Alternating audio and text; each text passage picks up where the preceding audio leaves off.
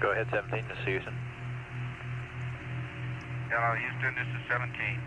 Roger, go ahead.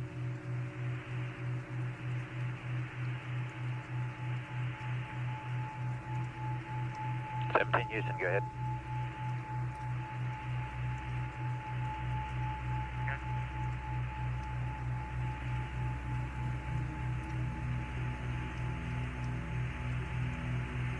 Hello, Houston, it's 17. Roger, 17, go ahead.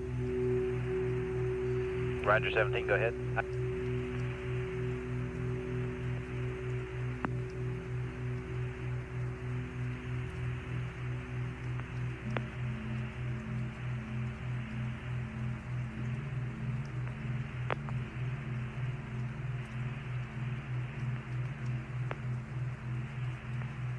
Hello, 17, Houston, you read?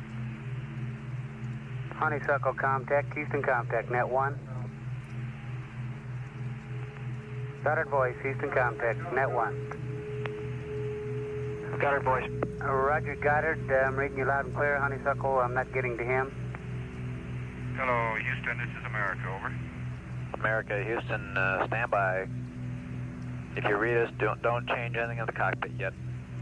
17, Honeysuckle. Roger, Honeysuckle, I read Hello, you. Honeysuckle, 17's reading you loud and clear. Roger, we have a comm outage. I'll be right with you.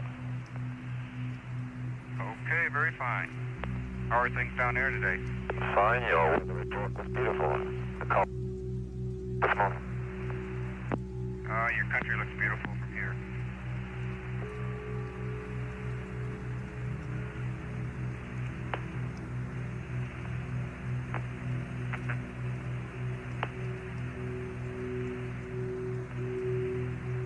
Okay, 17, Houston, how do you read now? We got you, Bob. Okay, that was our network problem, not your problem on board. Okay, thank you. I just figured out what happened to my PTC here.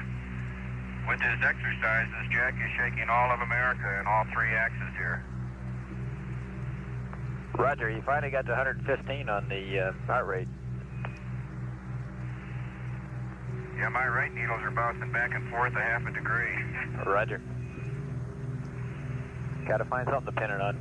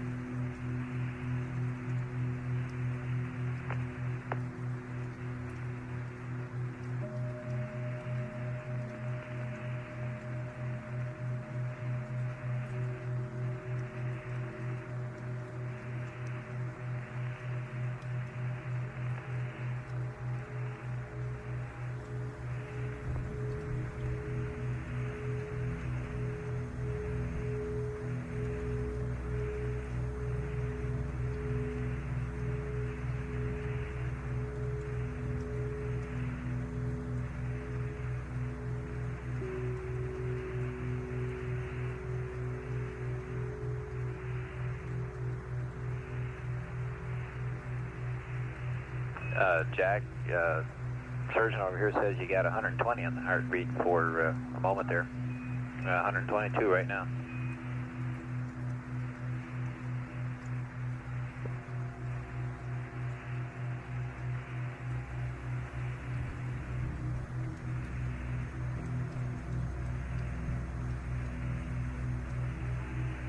Okay, 130, Jack, 130.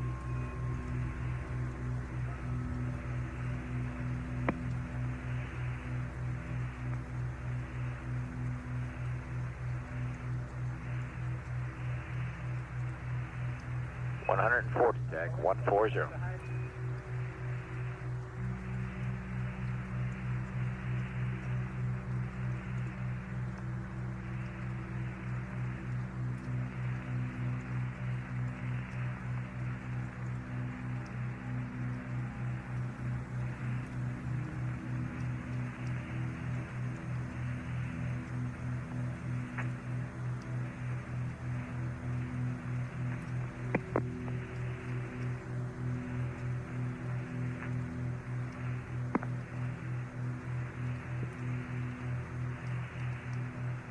The numbers reported to Jack Schmidt by Capcom are his heart rate.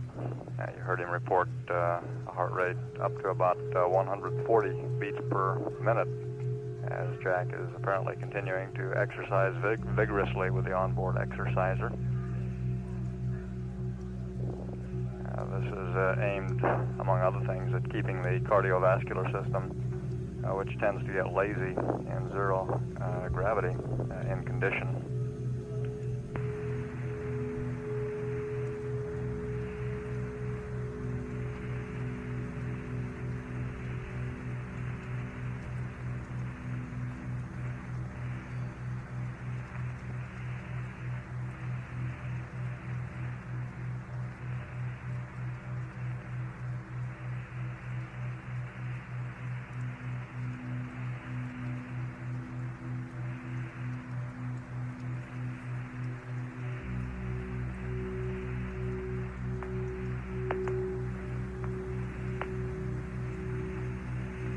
Dean, we've got a serious one here. You might be interested. All that exercise banging around in there de-stratified tank 302, so it stirred it all up good. Yeah. Glad we brought him along then. We found some use for him. Once an ECOM, always an ECOM.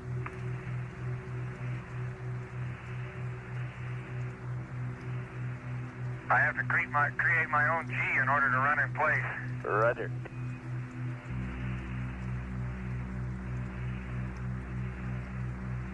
How high up did the heart rate get, Bob? We got you at 140, Jack. Were you running in place? Is that 140 was... Yeah, I'm underneath the right-hand couch, holding on to the main YY strut with my hands and running against the LEB. Roger, it worked real well, 140, and you were running in the mid-60s, so you picked up about almost 70 beats there, no problem. The surgeon is very happy. Well, I'm happy too. You know, it took a while to find a technique. I got up to 90 with just isometrics, pushing against the couch, and the running is obviously what it takes. Oh, Roger. But I don't, Bob, I really don't feel, I guess I lost it.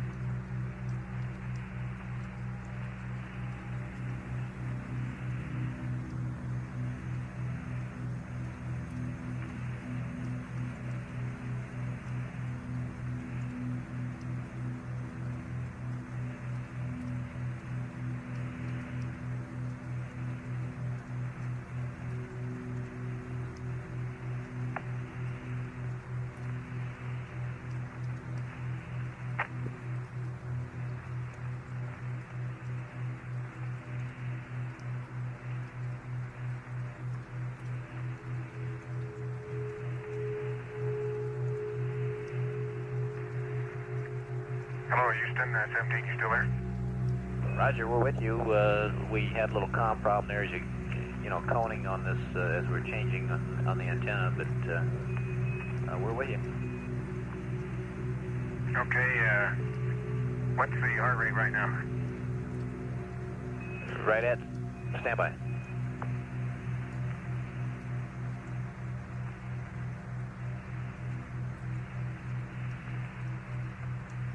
We had a data dropout, Jack. That's why I'm holding on. And it just came on, and we'll tell you in a second here.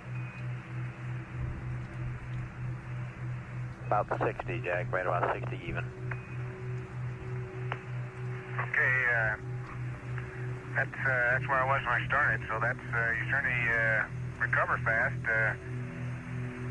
I don't know whether that's faster than in 1G or not. Well, we're happy with it, or the surgeon's happy with it, so it's good. Well, I just, how does that compare, do you have any data how that compares with the recovery, say the 5-minute recovery time on the ergometer? We can look it up, Jack, if you're interested. We'd have to check your records. They don't have it right in front of us. Well, no big deal, I'm just curious. Roger.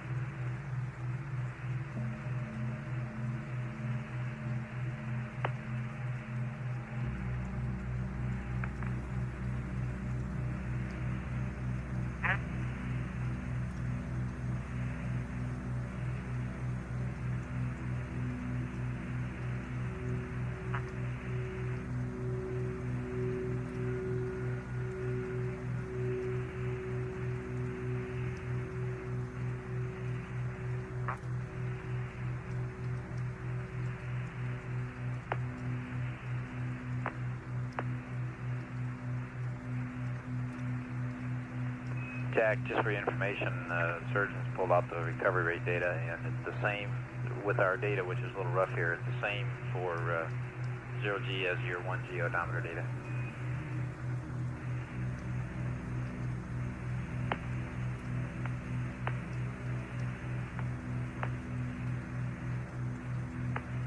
Okay, that's very interesting. Roger.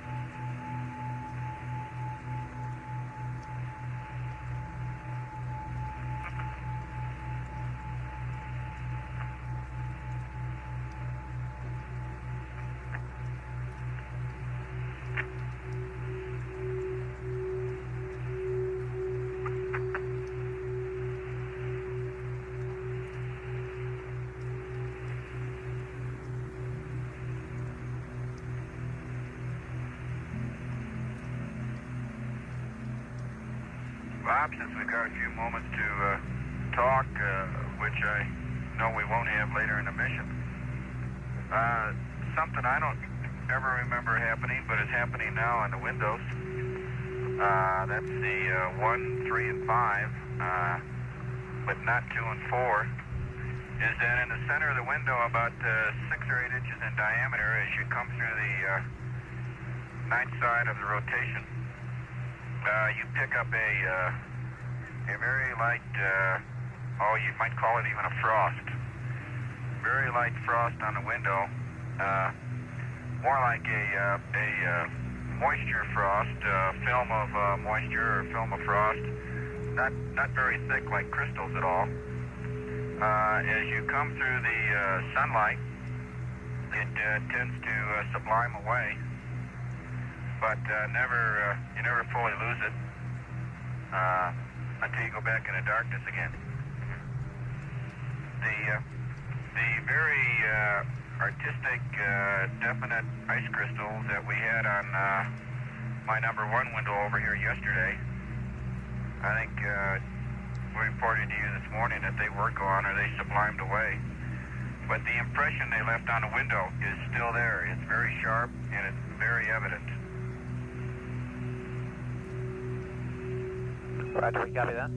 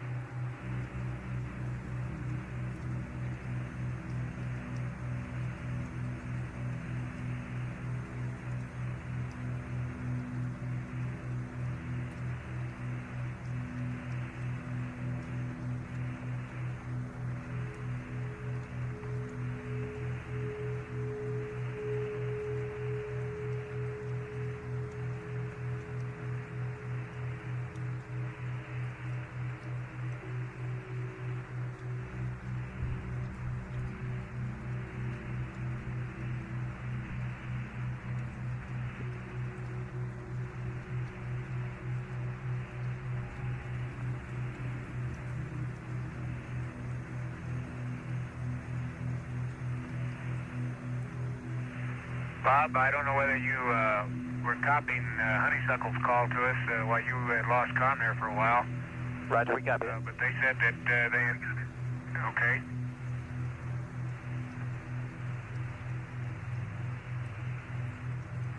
I kind of concurred with your weather report there, Jack. Well, lucky guess.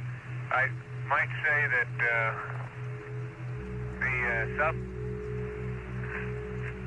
zero phase point that we're looking at is right at the northeast coast of Australia, and it's much brighter. It's a very bright point now. Well, it's hard to say how far across, but quite unlike what I mentioned being in the vicinity of the Samoan Islands earlier. And it's right at the shore, and it could be just that the shore area has somewhat choppier seas. So maybe the brightness of that point is a function of sea state, although I don't know exactly what type of seas it would take to brighten it up. I suspect choppy seas are better than long swells. Roger, Jack.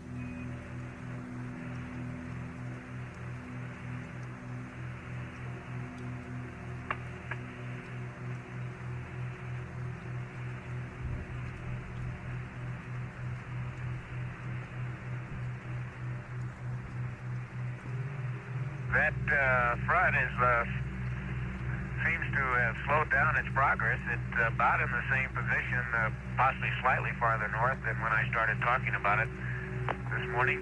The wave that seems to be developing off the south west coast of New Zealand is much more pronounced than it was. Definitely seems to now have a slight cyclonic pattern, clockwise pattern, and I wouldn't be surprised if next couple days that moves along the front over towards Sydney,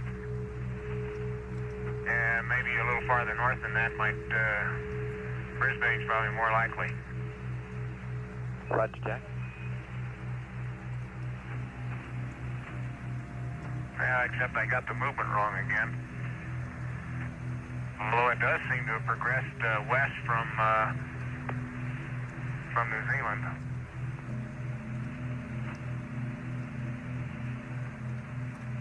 Roger. I take back what I said about forecasting Sydney's weather. I think I would suspect that would move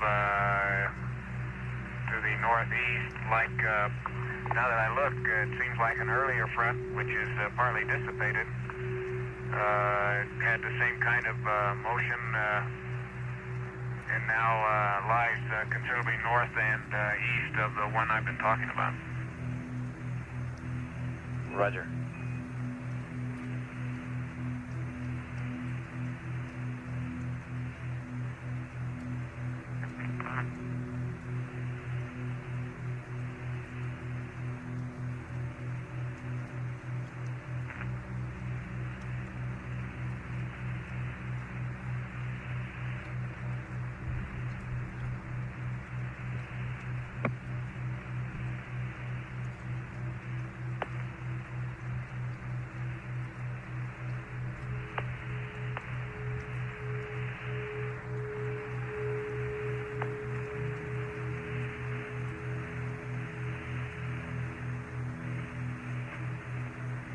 Thinking back on some weather briefings we had last week, Bob. Are you there? That's affirmative. I'll talk to you later. I think we're losing you for a little bit here. Okay, Jack, we're reading you loud and clear right now. Oh, you're going out a little bit now.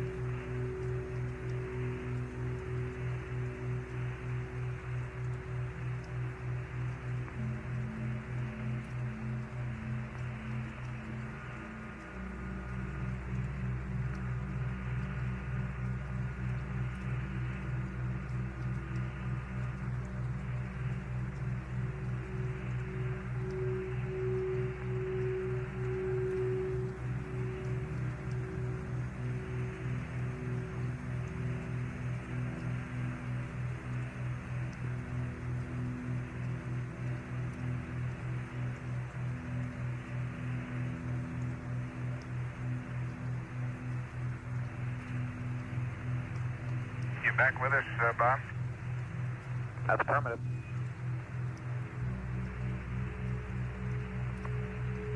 Okay, I was going to try to recover there from that last few statements. As I recall, the weather briefings that we had at the Cape last week, that talking with Ken Nagler and Jim Nicholson down there, that the patterns we were seeing from the satellite pictures and their forecasts, or analysis anyway, charts in the New Zealand part of the Pacific, those waves formed along the front would move north and then curve east. And that appears to be the pattern that was visible in one of the older fronts. And I suspect if that pattern would hold with the way that's developed right on the coast of New Zealand now, that it might move on up the western coast of New Zealand. We'll probably have a chance to watch that the next few days and see what happens to it. Roger, Jack.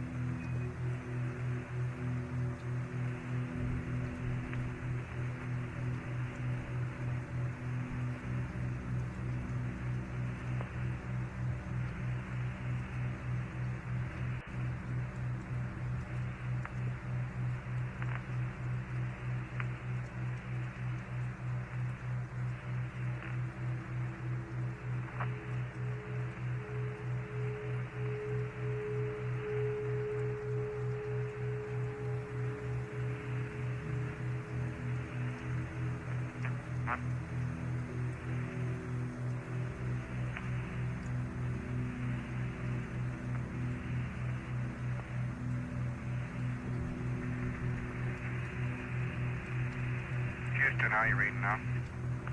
Reading you loud and clear.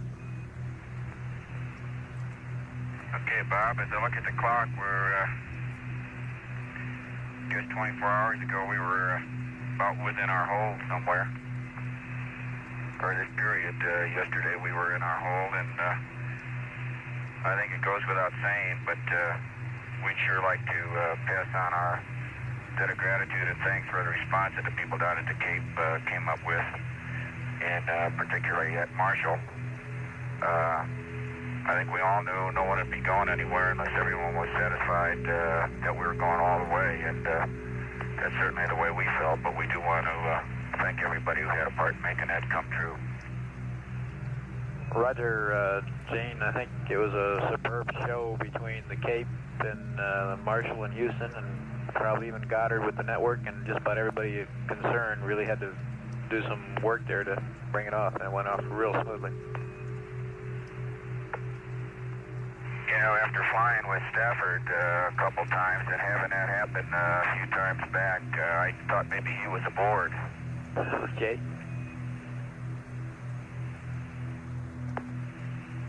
I think that was the first for getting the Saturn V to 30 seconds before ignition, and or rather actually 30 seconds before liftoff and holding there. It got mighty quiet on board about 30 seconds. I sure imagine. We all felt like old hands the second time around, though. Roger. Bob, I'd been in that 30-second count one other time, and it's no different the second time around. Roger. But we do appreciate the work, and I think it's typical of what made this manned space program such a super program, the response of people like that. We concur with that, Gene, wholeheartedly.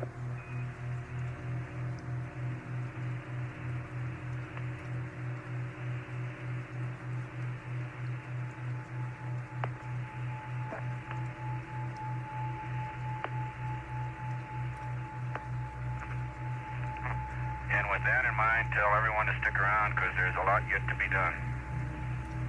You better believe it.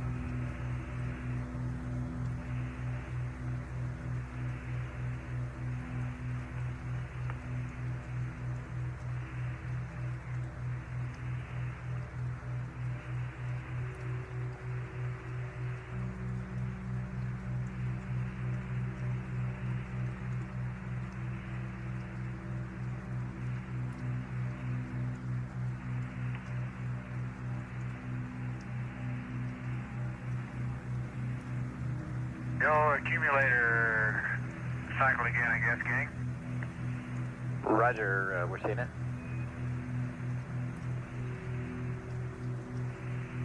Looks like you got a master alarm. Is that a firm? Yes, sir. That's how we tell these days. Although it doesn't happen all the time, and I guess as long as whenever we have that waste vent closed, we probably wouldn't be bothered by it at night. Roger, that's our feelings here, Jack.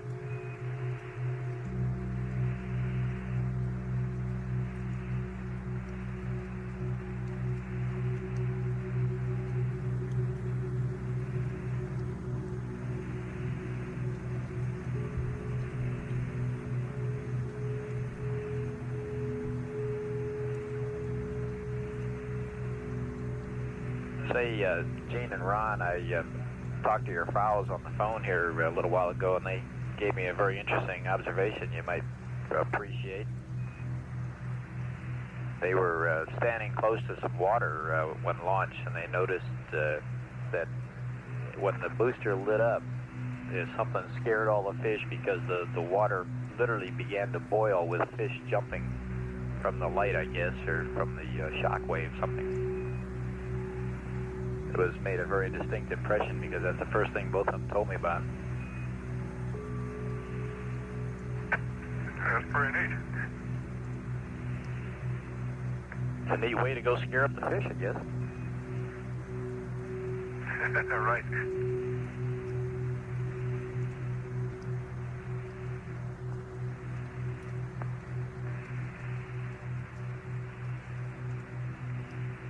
How are they doing today, Bob?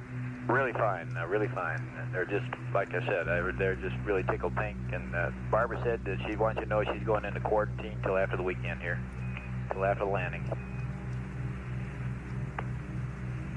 If she goes into quarantine, it'll be a space first. Roger.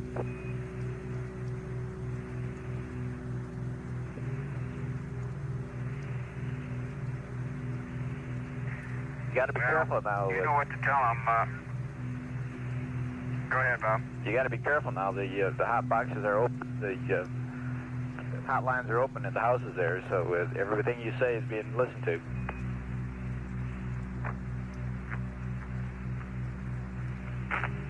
Yeah. Okay. In that case, just want to say hello, and we're having a super good time. Looking forward to what's coming, and we thank you for the news, Robert. Roger. And my impression of the world, philosophically, I suppose you'll be getting from time to time, but it sure hasn't changed. Roger, Gene. It's sure beautiful.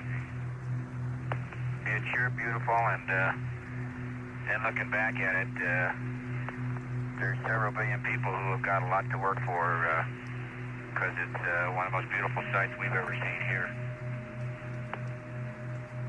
Roger, Gene. You guys are sounding great and doing real great. We're pressing right on here.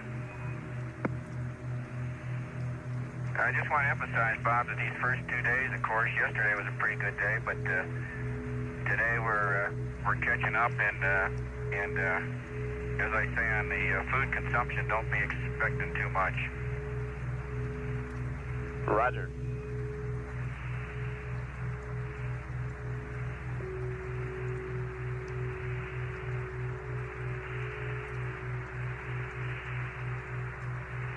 Acclimation and familiarity and stowage and preparation and enjoyment and relaxation are really the call of the day today, which is probably the most ideal day in a flight plan to put it, because it's probably the only one we'll have.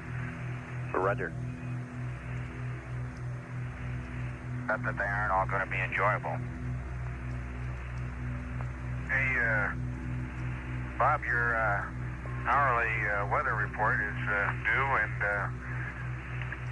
I'll wait a while. I keep losing your Tom. Okay.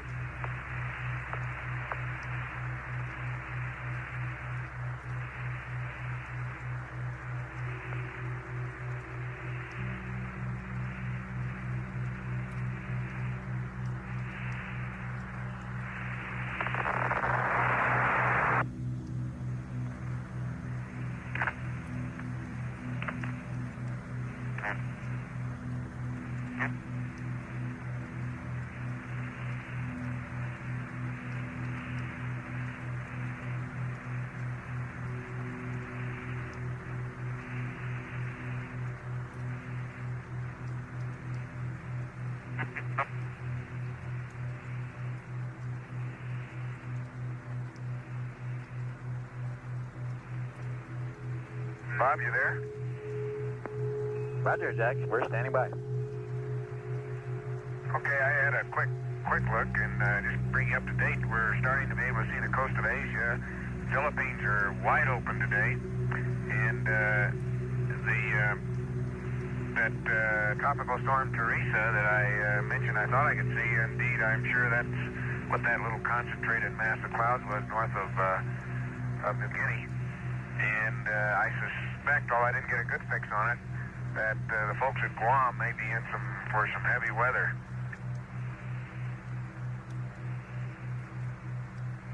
Roger.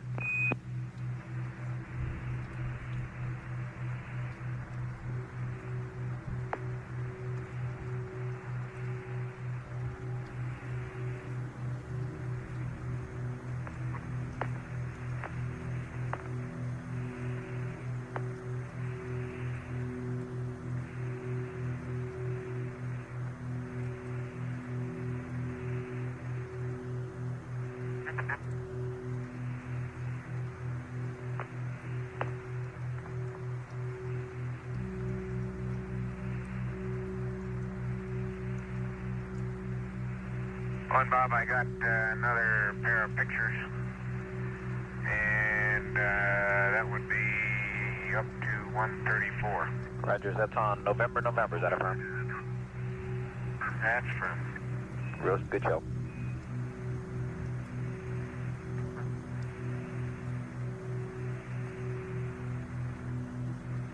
And that was taken last pass about 10 minutes ago, if you want to keep track of the GET. Roger, thanks, Jack. I'm doing that.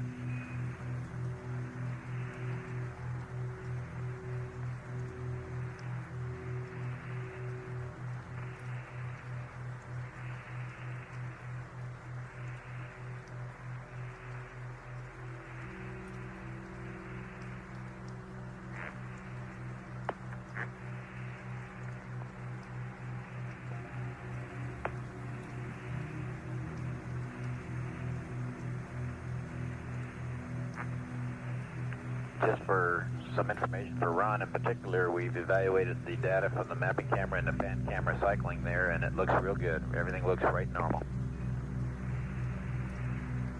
Hey, that's outstanding. Good deal.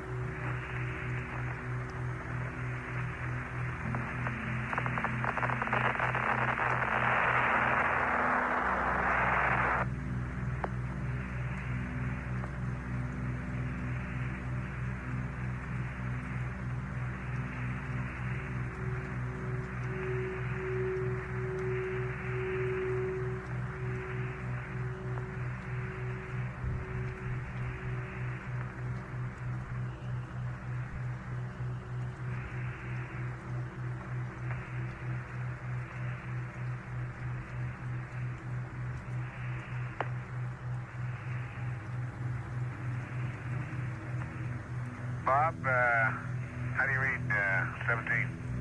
17, read you 5 by.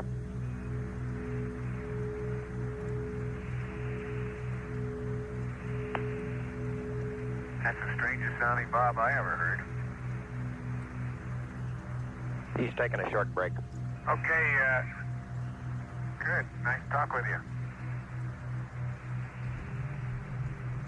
Hey, I don't know whether you were around, Gene, the other day when I was talking about the circulation patterns around Antarctica. We were looking then at the Indian Ocean, or actually South Atlantic and the Indian Ocean region. And you see the same pattern at about the same latitude, say 60 degrees south, where all the linear cloud patterns, which presumably reflect the various cold fronts, are arcuate with their convex sides, or more actually almost pointed sides, all lined up in a west to east direction around that latitude. It's quite a spectacular period circulation pattern. And the little wave that I mentioned on New Zealand seems to be beginning to form another arrow or another convex point on that front that's fitting right into the same circulation pattern. Okay, copy. That would make 4 of those major convex fronts that I can see from this view crossing south of Australia up into the South Pacific. Okay.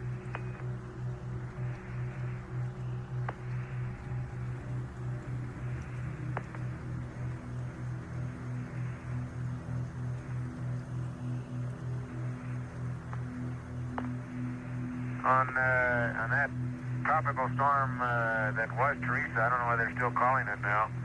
I'm not sure. It may be a little south of Guam. Guam may not be in trouble with that one.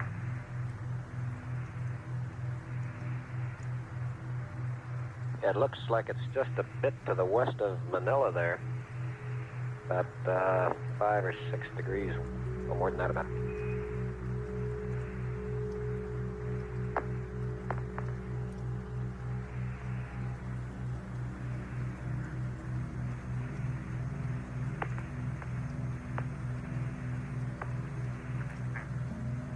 Looks like it's about 5 degrees west of Manila and about 5 degrees south.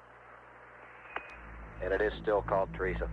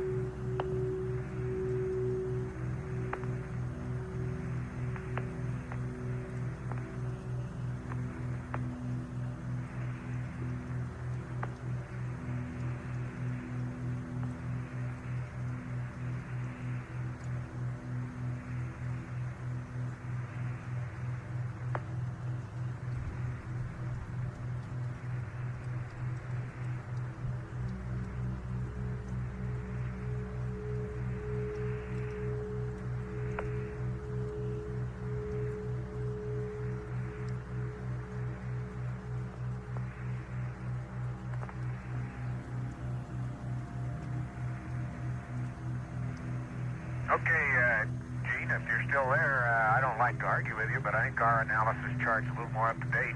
Okay. In the center, that area you you just mentioned is very clear now, east of the Philippines.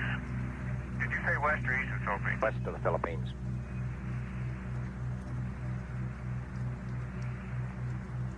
Okay, that area that you mentioned, 5 degrees east, is very clear. And the center of the what appears to be the storm that I'm speaking of would be about 142 longitude and maybe 8 degrees north latitude, Okay. which would put it south of Guam. Okay, yeah, you're over in the area between Guam and the Carolines then. Say again, Gene? You're over in the area between Guam and the Carolines then. You're saying it'd be just about due west of the Caroline sir. Islands. Okay. Yeah, you're probably looking at I don't know, maybe a 12-hour-old Prague or something. Yeah, that's the one I had for launch day. Okay, well, it's moved quite a bit now, and I guess it's the same storm. Still seems to be very well organized, but quite concentrated and small. Huh?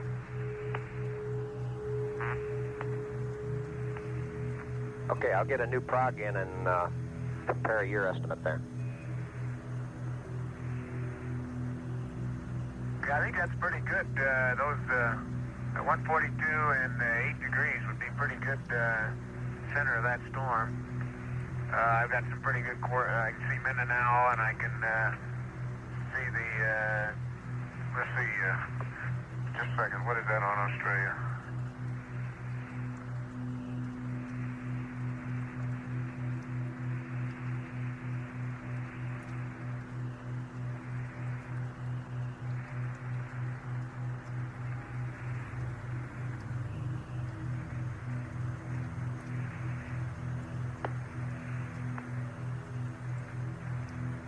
Yeah, of course, that's Port Moresby. I can see that point there, and between those two, I can pin that down probably within a couple degrees. Okay. We'll get a satellite photo and bring it in here in just a bit.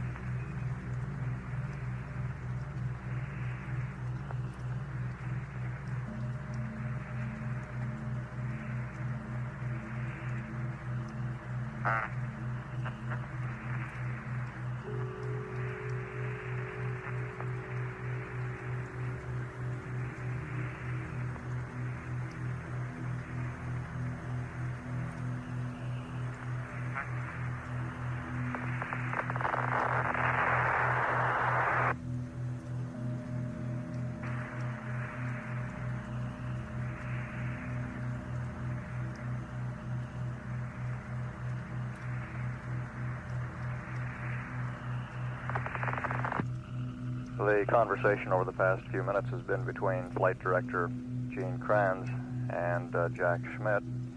Apollo 17 at this time, almost directly above the northeast coast of Australia, some 94,000 nautical miles from Earth.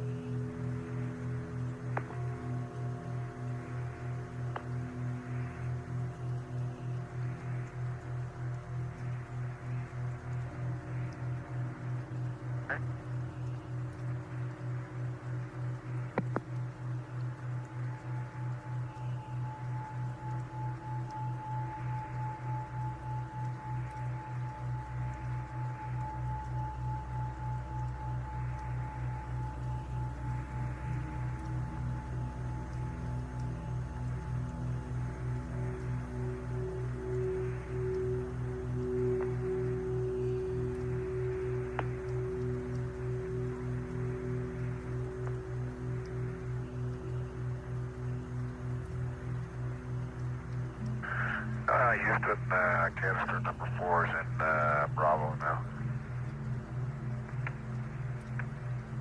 Roger, we copy that.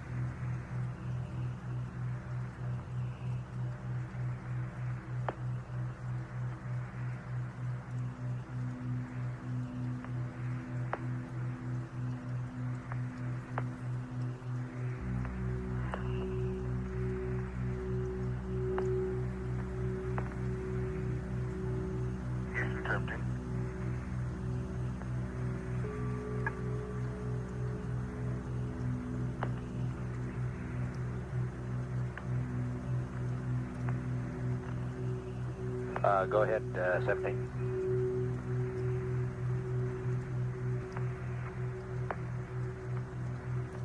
Okay, Bob. It's that storm just off the south west coast of New Zealand is still intensifying and has both high and low level clouds, as you can see by shadow lines. It looks like it may grow into a pretty fair storm system. Borneo is very clear today, and as is the Philippines, and I mentioned, there's looks like a very strong frontal system that stretches from, let's say the south coast of, or southeast coast of Vietnam, between and across Taiwan, between the Philippines and Taiwan, and across Taiwan, and right along, and I can't tell, I think just south of Japan. I can't tell whether Japan's in the front or not. I'll look at it some more. The strongest storm center that I can see on that is way north, and probably Hokkaido has a fair amount of weather from that storm system.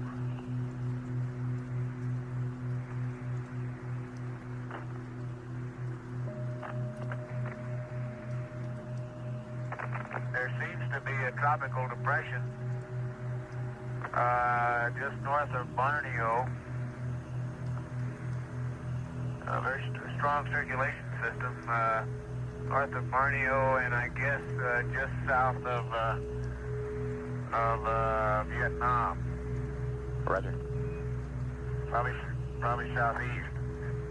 I hadn't noticed it before, but it's extremely concentrated northern hemisphere cyclone pattern. I don't know whether that's on your prog or not. That's not what's left of Sally, is it? Stand by. Let me look at the prog over here, Jack. Okay, it doesn't show it on the old one. The new one's coming in here shortly, Jack.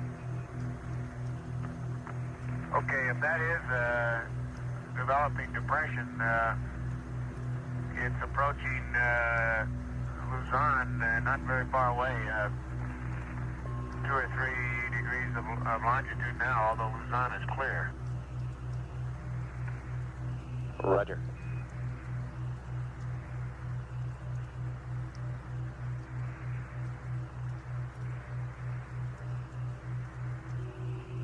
I can see Korea quite well, Bob. It's clear today. Yeah, we've got the front, the leading edge of the front on our prog was past Korea and on Japan, and you've got it moving quite a bit further east there. Well, I'm not absolutely sure. Master alarm on the accumulator. Roger, we copy. I can't make out Japan specifically yet, but it's clearly past Korea, and by inspection, it looks like it would be also past Japan by now, the trailing edge of the front. However, the circulation center on farther northeast may be affecting Hokkaido, as I said.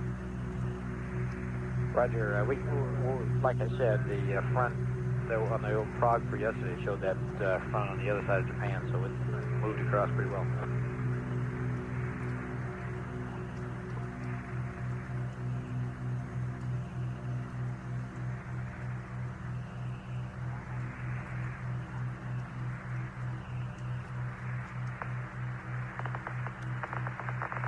As I recall, they had a tropical storm called Sally that went into a few days ago, and so I suspect this new one that I think I see between Borneo and Vietnam may be something else. A new depression, or I may be fooled by it.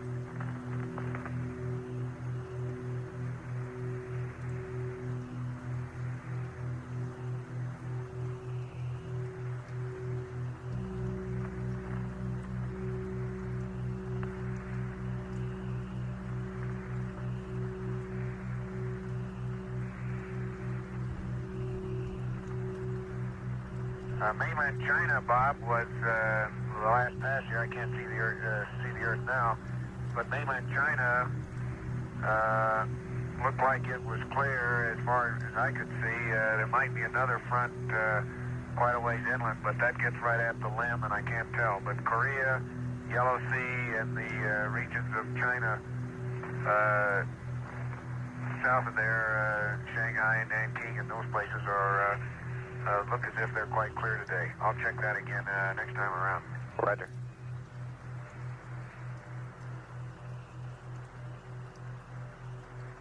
And Jack, we're ready to terminate the charge on battery B and start the charge on battery A. Okay, that's in work.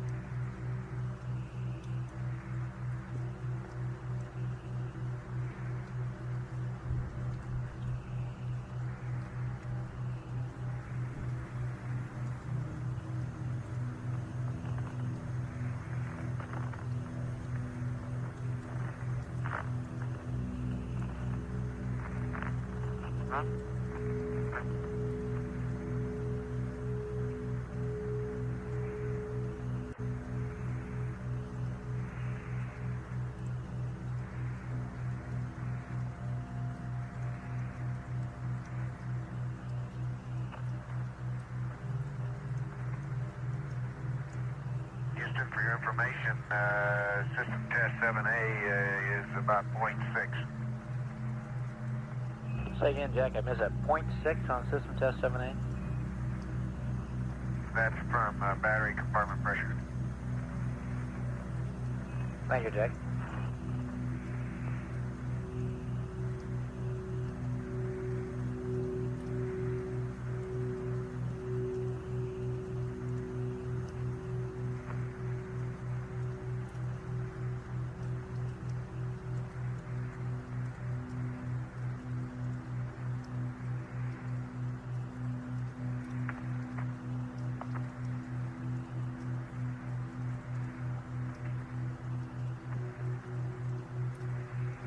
Okay, Bob, battery A is being charged now.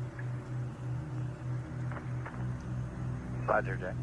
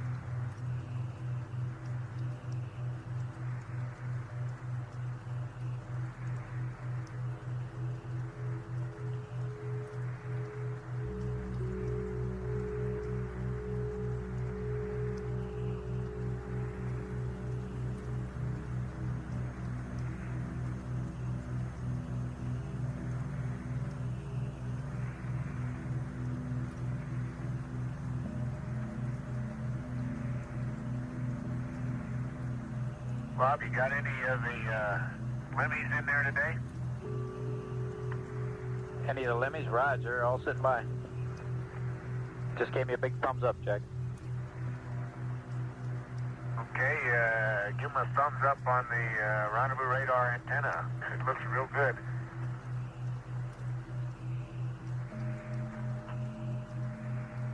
Roger. I'm nose to nose with it practically here at about 2 feet, and it's extremely clean, and see absolutely no sign of anything abnormal with it. Roger.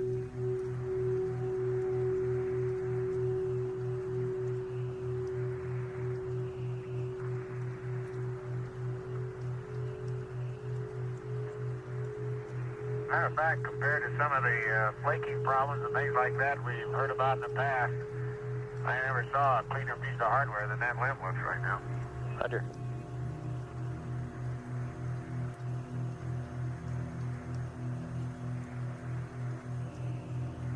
Appropriately, finally, we're starting to use it during the Christmas season. It sure looks like a Christmas package with all the orange tape on it. Roger.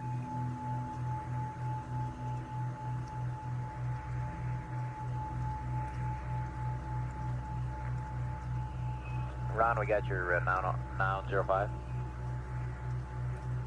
Okay, I'll go ahead and accept that one this time.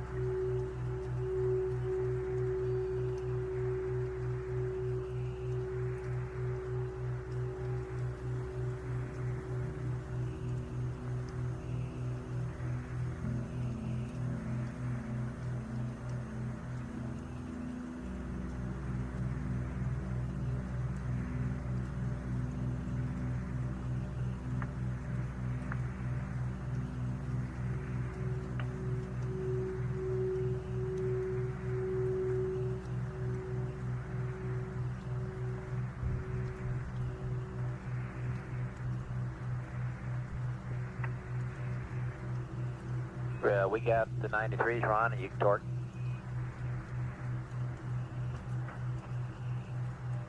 Okay, I'll torque it to 940.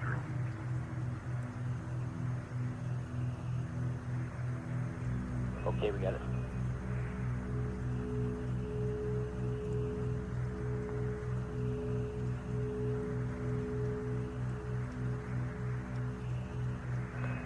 And Jack, we've been looking at our records. We don't have a previous system test reading for 7 Alpha. Do you recall of any previous readings on that one?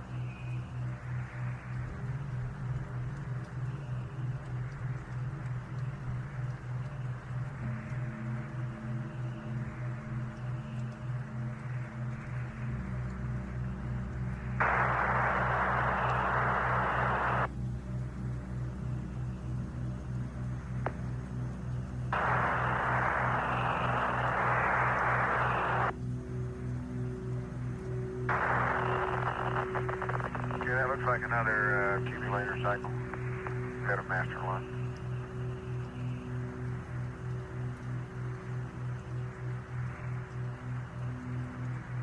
We dropped data just in, Jack, so we can't concur or confirm it. Yeah, it's exactly the right time. Right?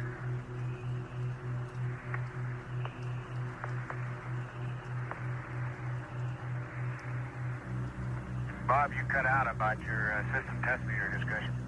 Roger, Jack. Do you have any previous 7 Alpha readings? We don't have any in our log here, and we're just wondering what the past readings on that was. No, I think that's the first one that we would have been called to make after a battery charge, right? That's firm, Jack.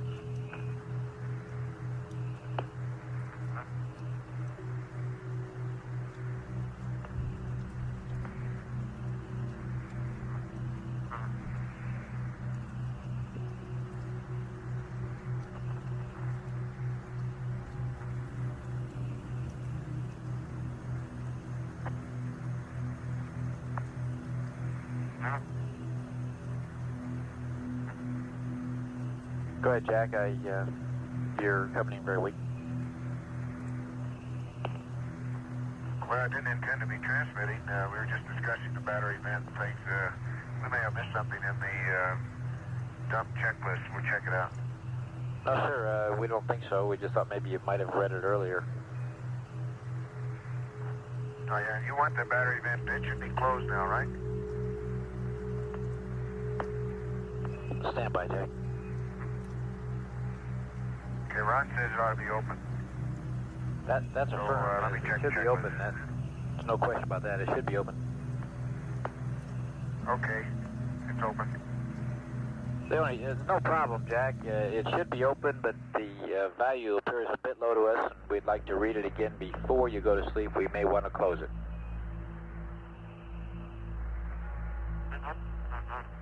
And a nominal reading would be 1.7 on that. Okay, we closed it when we were doing all our dumping some time back and neglected to open it again. So it was closed, and I gave you a reading, and it has been closed during some 2 hours anyway. I'll figure out how long. Okay, we copy that.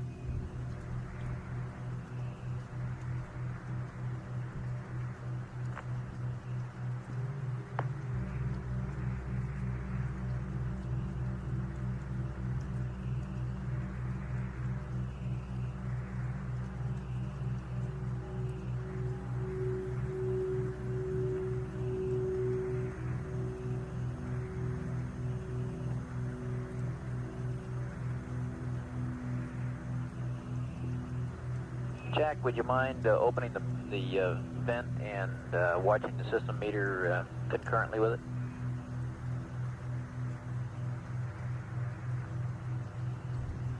Stand by.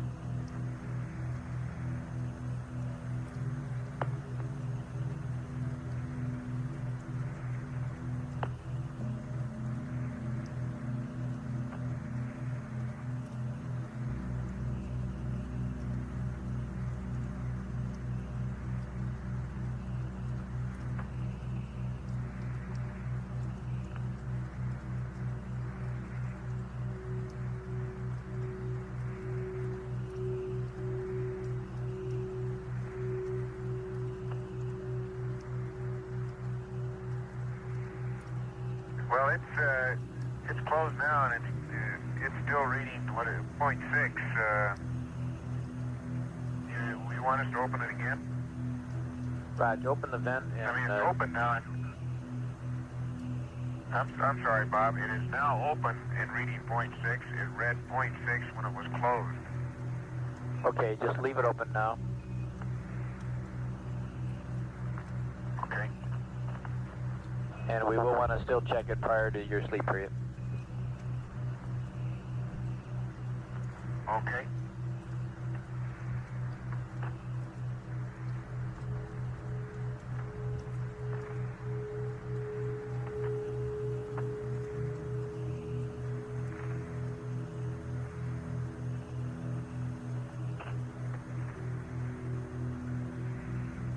Okay, Bob, a little update on the coast of Asia. It looks like some residual cloudiness would be affecting the Busan region of Korea. And also, that's residual after the funnel passage. And it looks like maybe Shanghai, after all, may have some storms associated with it, but it's really hard to pick out exactly the exact coastline of Asia. But there are some clouds in the Yellow Sea behind the front. Look like they might be possibly some high cirrus as well. Jack, do you still see that storm that you said was sitting between Guam and...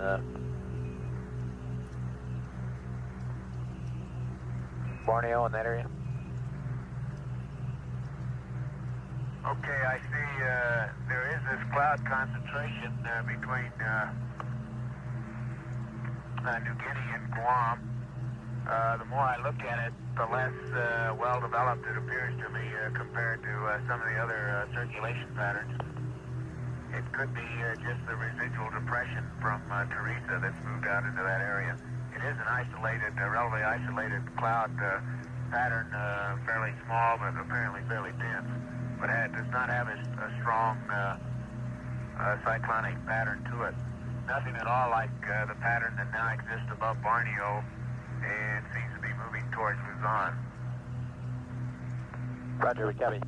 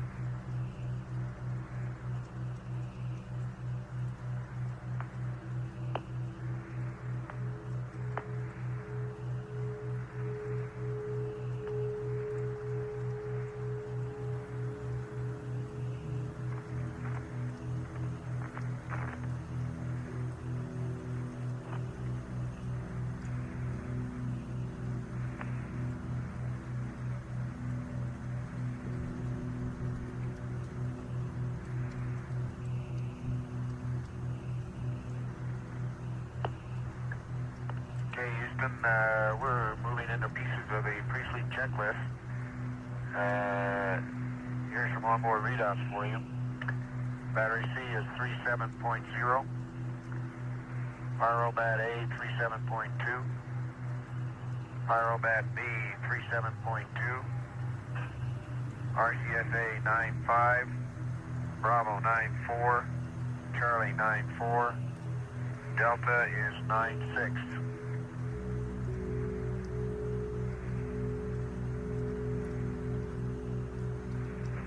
Roger, we copy that.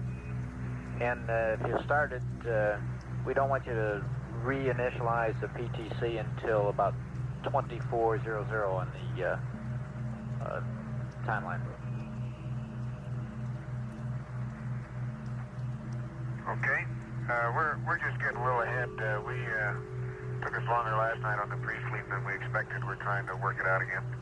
Yeah, we don't want to. We want to terminate the waste stowage vent at that time because we think that that vent is what's contributing to our PTC coning. Okay, we're not really ready to go to sleep yet, but we're just moving ahead. Roger.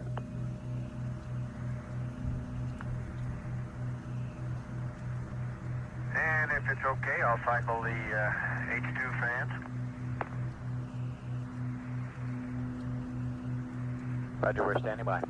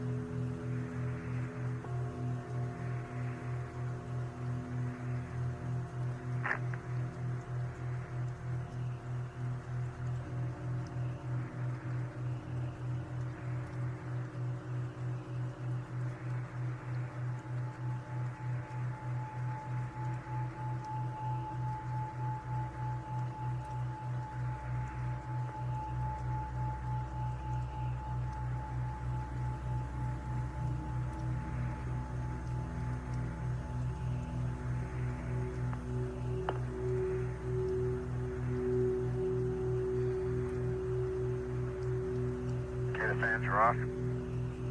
Roger.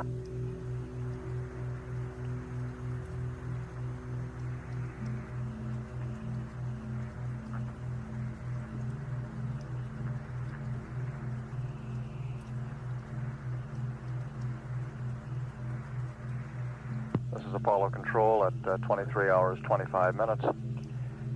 The crew has completed realigning the inertial measurement platform, a platform used as a stable reference. The spacecraft guidance control system uses it as a reference in determining its own attitude.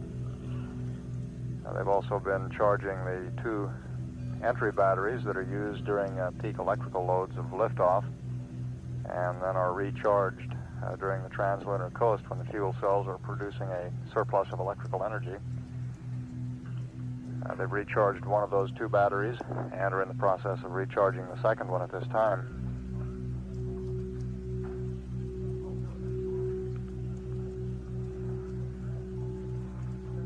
And you heard the crew describe going into their pre-sleep checklist, getting things aboard the spacecraft configured for the sleep period, which is scheduled to begin at 25 hours ground elapsed time, or a little more than 1.5 hours from now.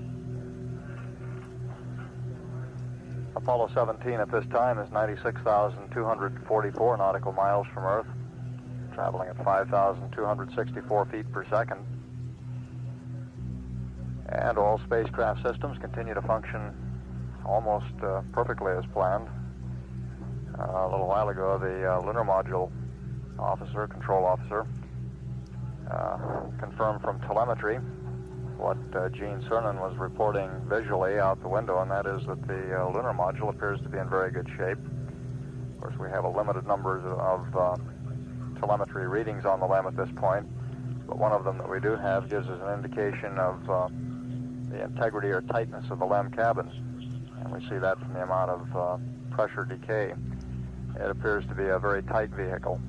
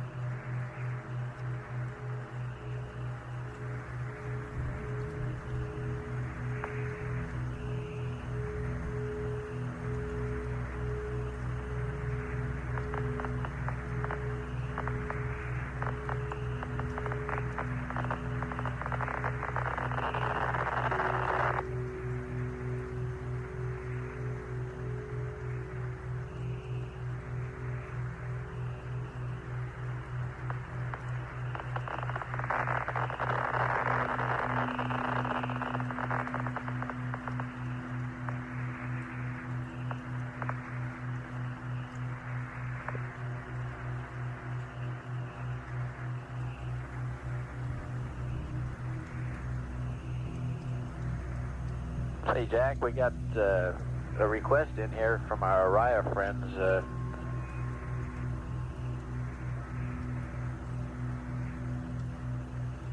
Go ahead. They were just wondering if you're looking out that way, if you could give them some sort of an update of what the weather in the Wake Island, Kwajalein, the south of the Wake area looks like. Okay, let me work on that one. Okay.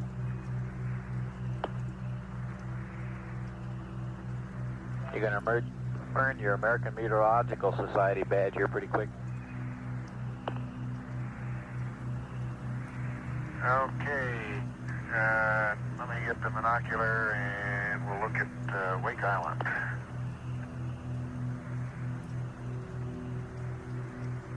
I miss having all those nice latitude and longitude lines on the globe. Yes, sir.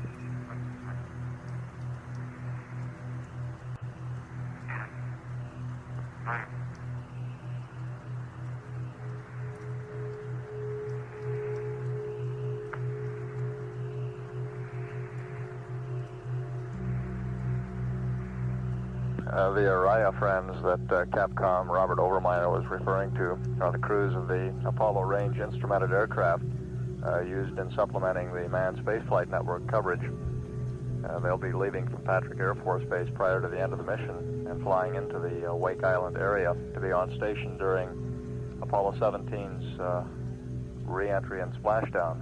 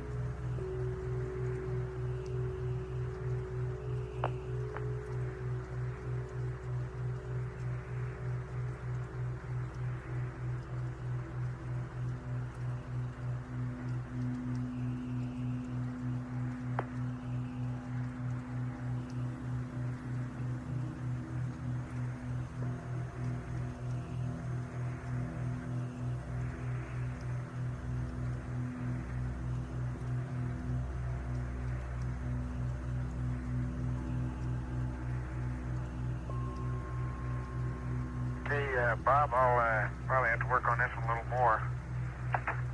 But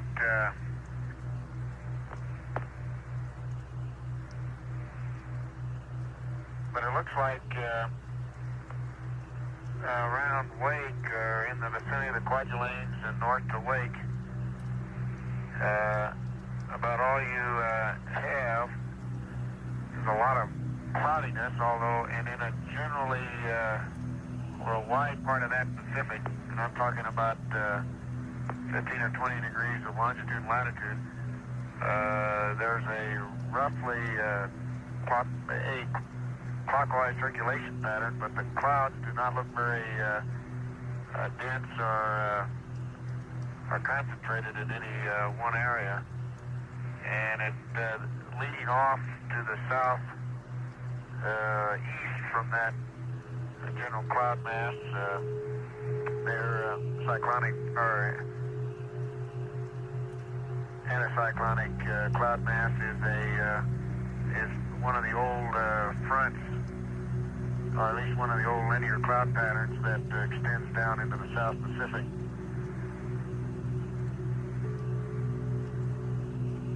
Roger, Jack. I'm sure the Orion troops are listening down at Patrick and cloud all that. Well, my guess is, Bob, and it's purely a guess, is that they're probably, if they were out there right now, would be experiencing intermediate layer clouds with scattered showers and not too strongly developed circulation system, so I can't predict the winds, but I wouldn't expect them to be anything what might be down associated with the remnants of the tropical depression Teresa. Now that Teresa, what's left of it, if I'm correct in picking it out there, probably is moving in that direction, although it looks weak enough that right now I don't think it'll be any big problem, and it may in fact go south of there. Roger, the frog I got in my hand for 3-hour-old weather has Teresa located just about in the Manila area. Did you concur with that, or do you think it passed the Philippines?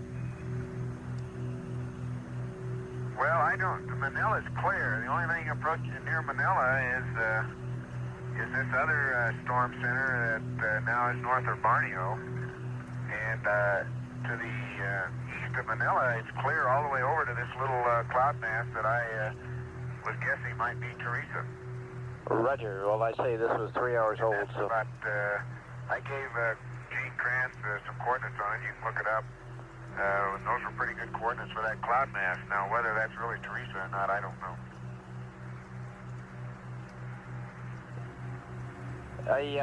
We got one thing for the last couple hours here, we've been getting high bitrate data through our new facility, at Tidbin Villa. Tidbin Villa is through a 210 dish, and they're covering the first... Between Wake and the Kwajalein, Marshall Islands, in that area, it doesn't look like a very concentrated weather pattern, although it looks like you'll have ceilings in that region, and they're overcast ceilings rather than broken, except around the fringes of it.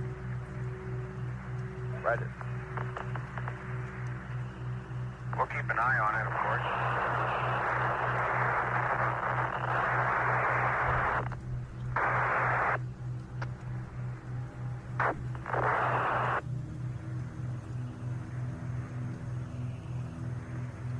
Jack, how do you read us now? You're loud and clear?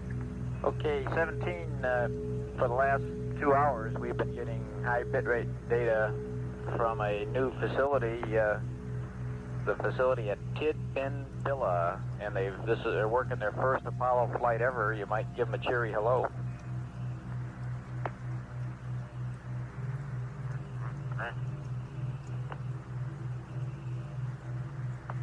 Tidbin Villa, is that correct? That's affirmative. Very close to the honeysuckle site. That? Very close to honeysuckle. Well, how you doing, Mike?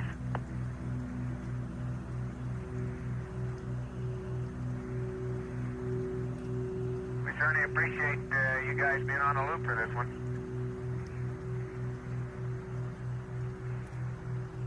All right. Bye.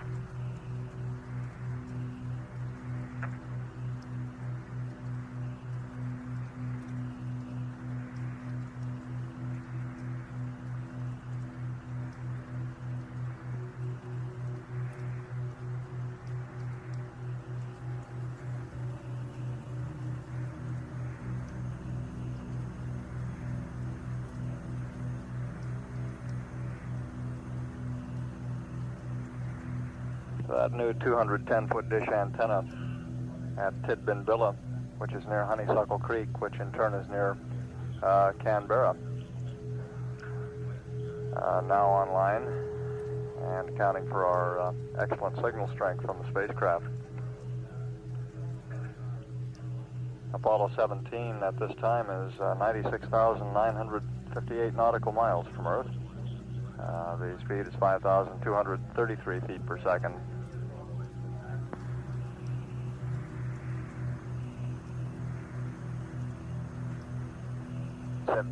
Houston, we'd like accept, and we'll update your gyro drift, the pitch roll and yaw drift. Okay, you got accept and poo. Roger.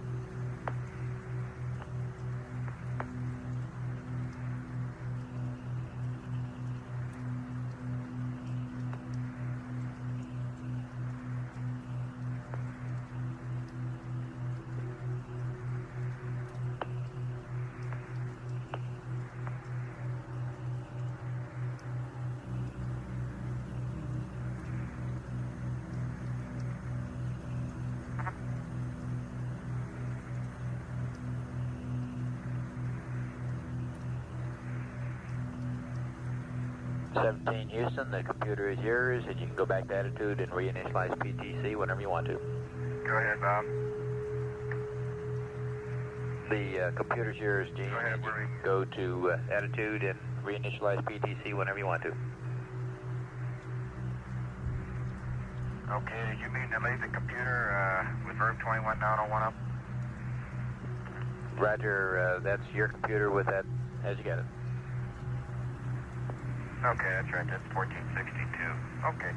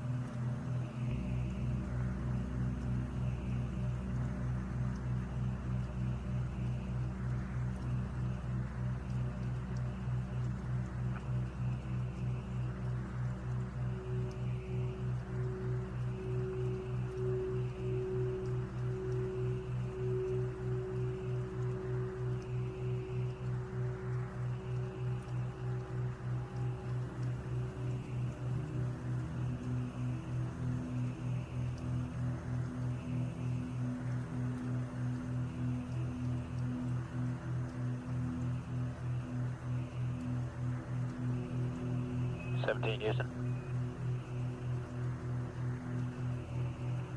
Roger, go ahead. Right, we've got a recommended configuration for your H2 fans and H2 heaters. We would like the H2 heaters 1 and 2 to auto, and H2 fans 1 and 2 off, 3 to auto. Your O2 heaters look good.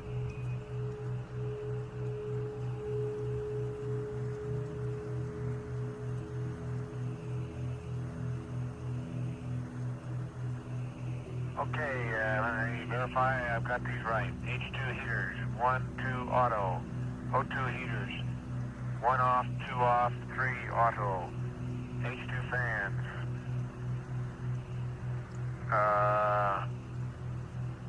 H2 fans, you want off, and auto, is that correct?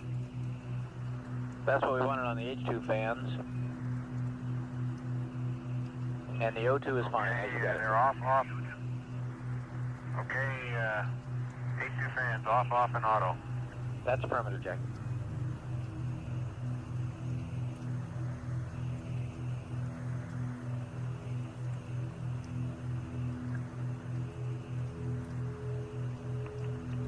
Okay, Bob, I just cleaned the seat circuit return valve screen here. It was probably as expected, a little crud on it. A few things have collected, but really not too bad. Roger, Gene.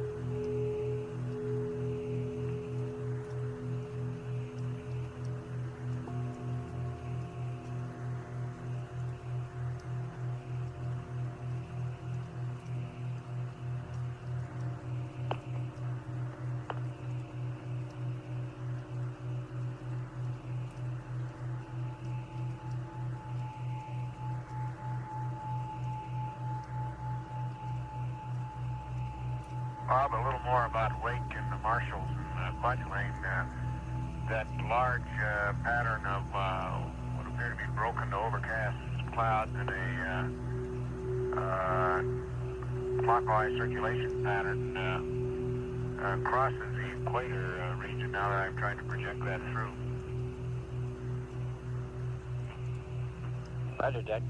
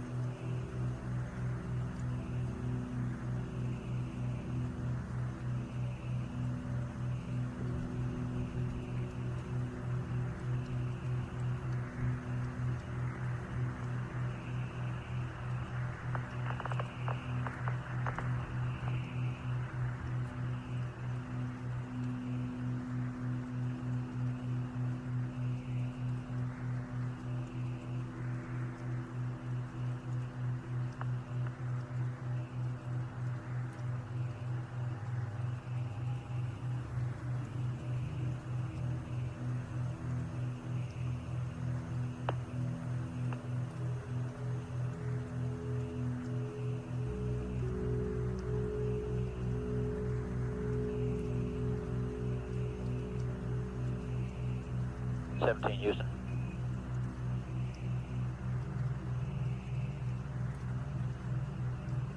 17, go ahead. Roger, Ron. When you stop the present roll on the PTC to reinitialize, pick a roll angle of 315 or 130 for stopping so that we have good comm during the damping period. Okay, 315 or 120, okay. 130, Ron. Okay. 315 or 130. Roger, that'll give us good comm to watch the data on the damping. Okay.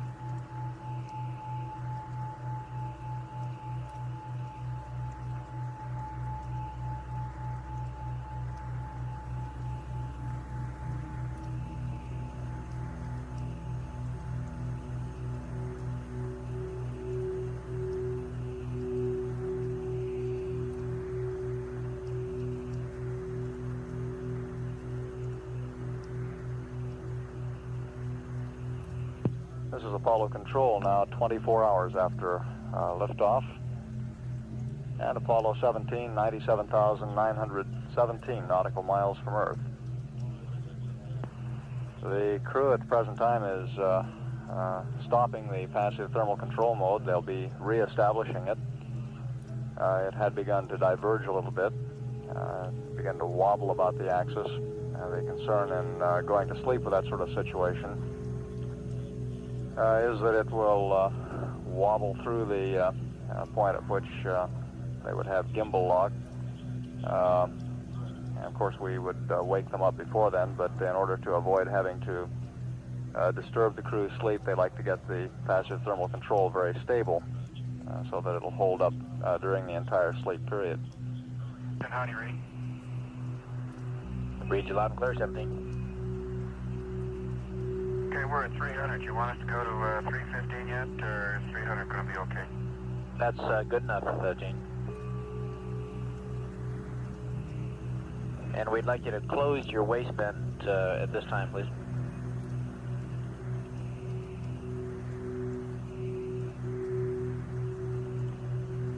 Okay.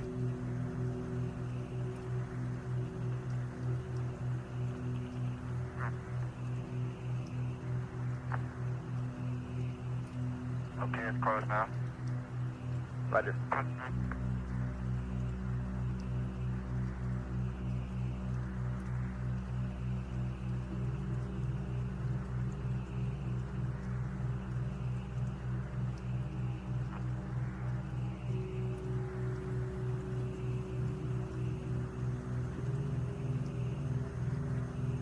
and 17 Houston, we've got the same recommendation. We recommend Alpha and Bravo for damping, Bravo and Delta for spin up, over.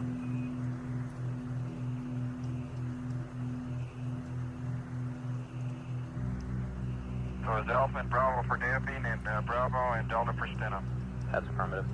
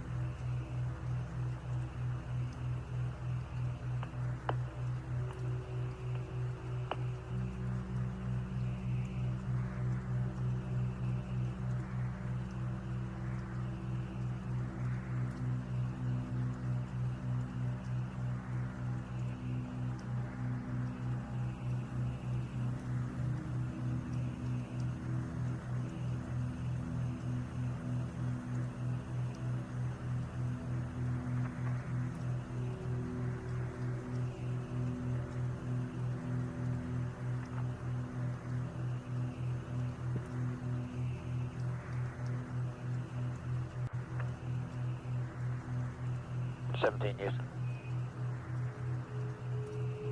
Go ahead. If one of you want to break out the flight plan supplement, we have a change to the E-loads on page 143 due to the change of gyro compensation parameters. If you want to copy them down when you get the supplement out. Okay, we'll give you a call. Roger, we'll be standing by.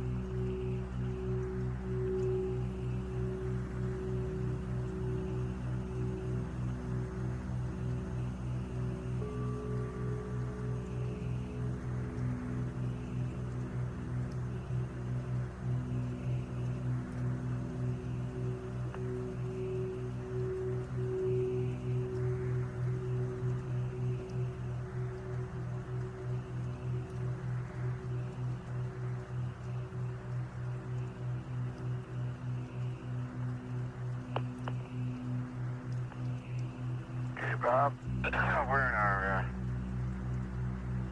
our damping cycle now. Roger, we're watching it, Gene.